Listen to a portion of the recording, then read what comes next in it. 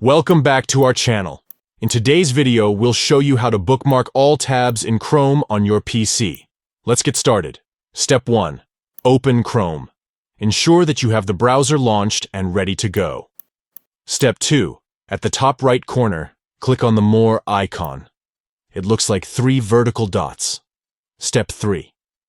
Hover your cursor over Bookmarks in the drop-down menu. Step 4. Select Bookmark all tabs from the options that appear.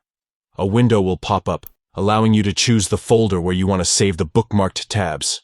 Simply select the desired folder or create a new one by clicking on the New Folder button. Once you've made your selection, click on Save to bookmark all the open tabs in that folder. And there you have it. All your tabs have been successfully bookmarked in the chosen folder. Thank you for watching this tutorial. If you found it helpful, don't forget to like this video and subscribe to our channel for more Chrome tips and tricks. Until next time, happy browsing.